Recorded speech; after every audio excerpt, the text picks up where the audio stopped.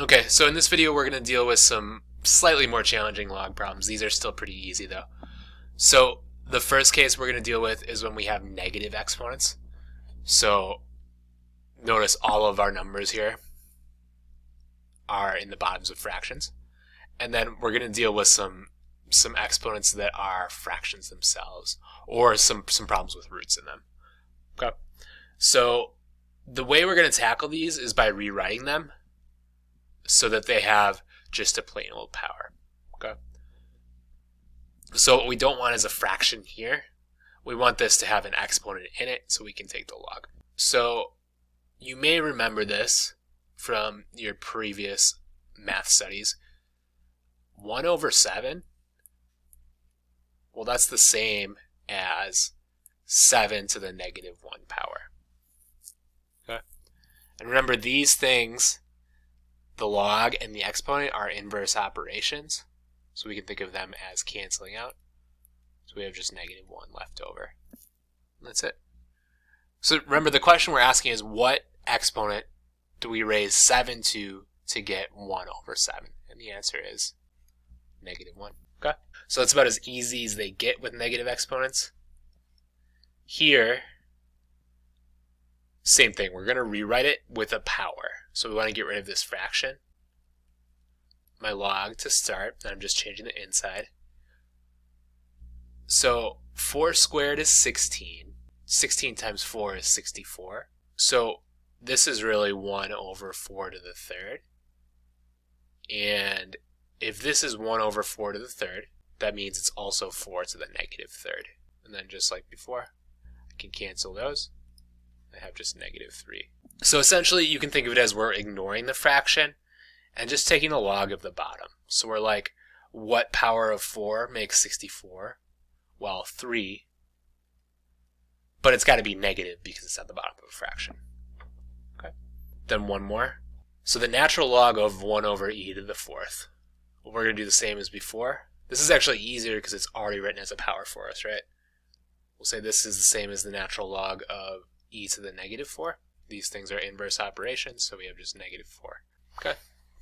So what power of e gets us 1 over e to the fourth? Well, e to the negative 4.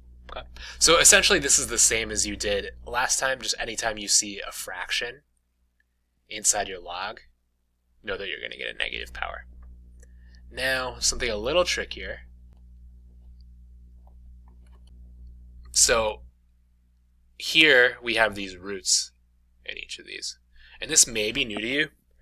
This is super, super useful next year in calculus as like rewriting these roots as powers. So that's one of the main reasons why we're doing this. This is just like before, where what we want to do is we want to rewrite it just using a plain old power. Okay. Here is the pattern. You'll pick up the pattern quickly. So the cube root is how I say this. It's got the little 3. The cube root is the same as 1/3 power. So I rewrite that as 10 to the 1/3. So these two things are equivalent. The cube root of 10 and 10 to the 1/3 power. And then just like before, 1/3 is my solution there.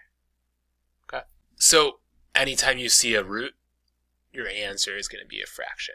Couple more. Now we have log base 9 of the 5th root of 81. So I'm going to rewrite it to start to make it easier. So this is the same as 81 to the 1/5. And notice this time, last time I had log of 10. Here I have log of 81. So I have to make this 81 match my 9. What I mean by that is I want to change the base. So I'm going to say log base 9. Well, 81 is 9 squared, right? So I'm just going to rewrite it as 9 squared to the 1/5.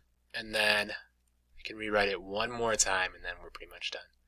So remember, power to a power you multiply.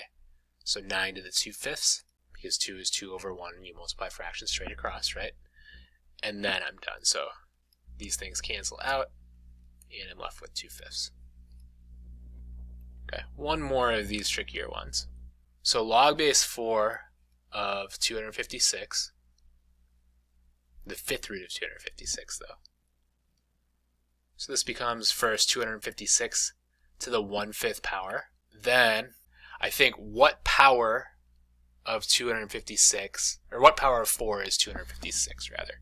And if I don't know that, I can go to my calculator and do 4 times 4 times 4 times 4 until I get 256.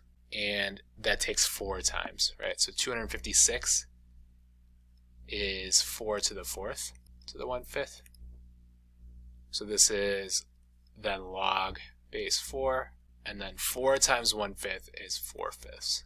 So log base 4 of 4/5, and then these things are inverse operations, so 4/5 is left over.